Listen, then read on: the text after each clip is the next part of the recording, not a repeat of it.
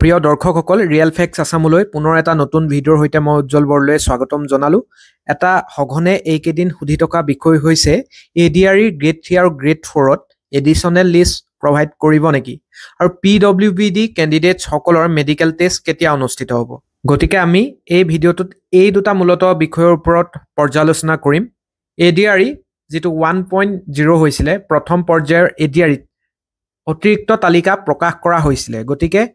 আমাৰ গ্ৰেড 4 বিশেষকৈ চতুৰ্থ বৰ্গৰ প্ৰাৰ্থীসকলে এটা আশা ৰাখিছে যে অতিৰিক্ত তালিকা এইবাৰো প্ৰকাশ কৰিব নেকি আমি প্ৰথমতে চাওঁ যেতিয়া এডিআৰই ফাইনেল ৰিজাল্ট ওলাইছিলে তাৰ আগত অসমৰ মুখ্যমন্ত্ৰী হিমন্ত বিশ্ব শৰ্মা ডাঙৰীয়াই লিখিছিলে যে results for class 4 post will be declared on 15 October at 11 AM with this a total of 4,604 posts are being filled up across various categories, marking another milestone in our journey towards providing secure employment to our youth. এতিয়া তাত স্পষ্টকৈ লিখা আছিল যে 4,604টা পদৰ বাবে final result ওলাইছে আৰু যেটো প্ৰেছ নোট আছিল state level recruitment commission for class 4 post ইয়াত আপোনালোকে দেখিব যেটো 6 নম্বৰ পইণ্ট তাত উল্লেখ আছে যে overview of post as per requisition received from different administrative departments of government of Assam. Total 41 departments have submitted requisitions for class 4 post. 41টা ডিপাৰ্টমেণ্টে চতুৰ্থ বৰ্গৰ পদসমূহ ফিল আপ কৰিবৰ বাবে তেওঁলোকে ডাটা দিছিলে আৰু 2102টা পদ আছিলে ৰিড আপ টু ক্লাছ 8 কেটেগৰীত ইয়াৰ লগতে 1088টা পদ আছিলে এইচএছএলসি লেভেলৰ পদ আৰু 1833টা আছিলে যিখিনি আইটিআই পোষ্ট আছে আৰু পাৱাৰ আৰু পিডব্লিউডি ইলেক্ট্ৰিক্যাল ডিপাৰ্টমেণ্টতে এইবিলাক পদ আছিলে গতিকে আপোনালোকে আইটিআই পাস কৰা সকলে ইয়াতে চাকৰি পোৱাটো সুনিশ্চিত আৰু এই টোটাল পোষ্টখিনি যিমান হয় এটো যদি আপোনালোকে টোটাল কৰে তেতিয়া পাব 5023টা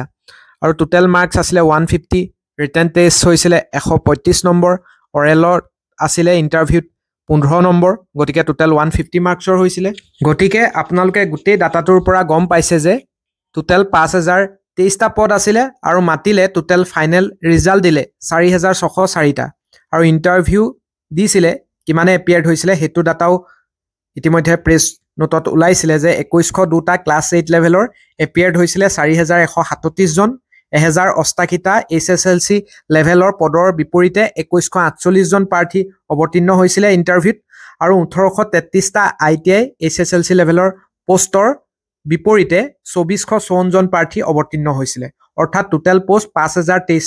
পদৰ বাবে প্ৰাৰ্থীয়ে পৰীক্ষা দিছিলে বা ইন্টাৰভিউ দিছিলে কিন্তু ফাইনেল ৰিজাল্ট দিছে 4,604টা পদৰ বাবেহে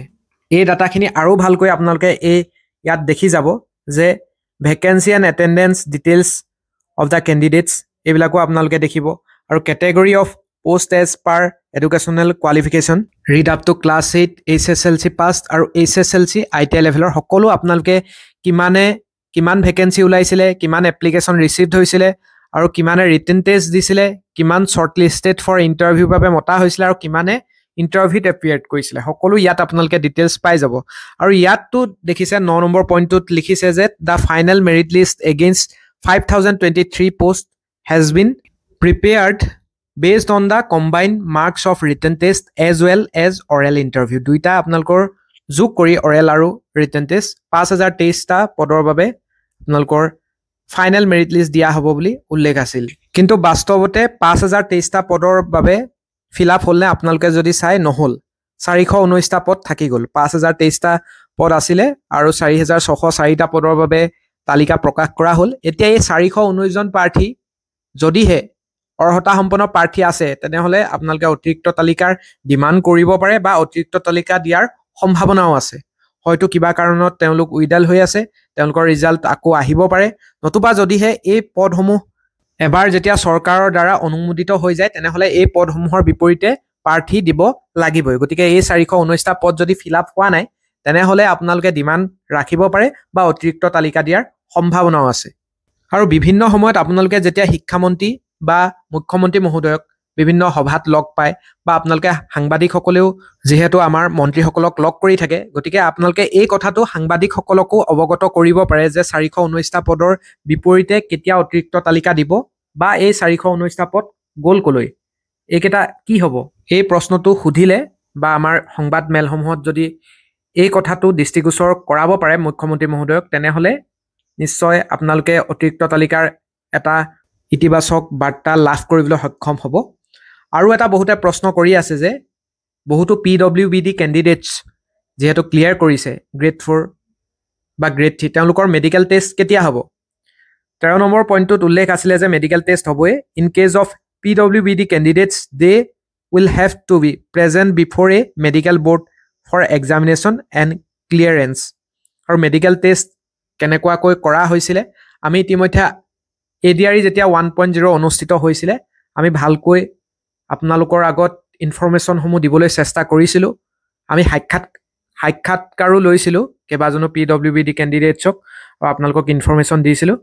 গতিকে সেইখিনি ভিডিঅ' আমি ডেছক্ৰিপশ্যনত দি থ'ম, আপোনালোকে লিংকত গৈ চাই ল'ব পাৰিব। মোৰ বোধেৰে এইকেইদিনতে এখন নটিচ প্ৰকাশ হ'ব য'ত আপোনালোকক GMCH নতুবা চৰকাৰে পৰ্যালোচনা কৰি চৰকাৰী চিকিৎসালয়সমূহত মেডিকেল বৰ্ড বহাই আপোনালোকৰ ভেৰিফিকেশ্যন কৰিব পাৰে। কিন্তু যতদূৰ সম্ভৱ গুৱাহাটীতে আপোনালোকৰ সম্পূৰ্ণ এই প্ৰক্ৰিয়াটো ব্যৱস্থাটো সম্পন্ন হ'ব আৰু অক্টোবৰ মাহৰ শেষলৈ আপোনালোকে নটিচ লাভ কৰিব আৰু হয়তো 3-4 দিন সময় ৰাখি বা 5 দিনমান সময় ৰাখি সম্পূৰ্ণ মেডিকেল টেষ্টসমূহ লোৱাৰ ব্যৱস্থা কৰিব। কিমান PWBD কেণ্ডিডেটছ আছে বা টোটেল কিমান পোষ্ট আছে সেই অনুসৰি কেইটা শিফ্টত কিমান দিনত এই মেডিকেল টেষ্ট সম্পূৰ্ণ কৰা হ'ব এই সিদ্ধান্ত গ্ৰহণ কৰা হ'ব। আৰু PWBD কেণ্ডিডেটছসকলে নিজৰ গৃহ জিলাতে যিহেতু চাকৰিসমূহ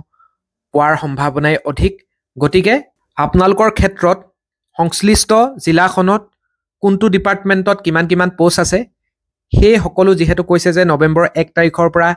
এই যিখিনি লটাৰীৰ কাম হওক বা ডিপাৰ্টমেণ্ট নিৰ্বাচনৰ কাম হওক লটাৰী যোগে এই সকলো নিৰ্ধাৰণ কৰিব আৰু ডিপাৰ্টমেণ্টসমূহ লটাৰী যোগে নিৰ্ধাৰণ কৰাৰ পিছতে তেওঁলোকে নিজৰ জিলাত পাবনে সেই বিভাগটোৰ পোষ্টসমূহ নিজৰ যদি গৃহ জিলাত আছে তেনেহ'লে সেই প্ৰাৰ্থীগৰাকীয়ে গৃহ জিলাতে পাব, নতুবা যদি সেই ডিপাৰ্টমেণ্টত তেওঁৰ নাম আহি গ'ল কিন্তু তেওঁ যদি গৃহ জিলাত নাই সেইটো পোষ্ট, তেতিয়া তেওঁ বেলেগ ডিষ্ট্ৰিক্টতো চাকৰি পাই যাব পাৰে। এইদৰে সম্পূৰ্ণ আপোনালোকৰ প্ৰক্ৰিয়াটো হ'ব। কিন্তু আপোনালোকে নৱেম্বৰৰ ফাৰ্ষ্ট উইকৰ ভিতৰত আপোনালোকৰ সম্পূৰ্ণ মেডিকেল টেষ্ট বা মেডিকেল বৰ্ডে আপোনালোকৰ মেডিকেল টেষ্টসমূহ ল'ব বুলি আপোনালোকে ধৰি ল'ব পাৰে আৰু মেডিকেল টেষ্ট নোহোৱাকৈ আপোনালোকে কিন্তু নিযুক্তি লাভ নকৰে। গতিকে খুব কম সময়ৰ ভিতৰতে আপোনালোকৰ এই প্ৰক্ৰিয়াটো সম্পন্ন হ'ব। গতিকে এই দুটাই আছিল আজি আপোনালোকে সুধি থকা গুৰুত্বপূৰ্ণ ইনফৰমেশ্যন। আমি পূৰ্বৰ অভিজ্ঞতাৰ পৰা কথাখিনি আপোনালোকলৈ আনিবলৈ চেষ্টা কৰিলোঁ। আপোনালোকৰ যদি কিবা দিহা পৰামৰ্শ থাকে তেনেহ'লে কমেণ্ট যোগে জনাব আৰু ফাৰ্ষ্ট ভিজিট কৰাসকলে চেনেলটো ছাবস্ক্ৰাইব কৰি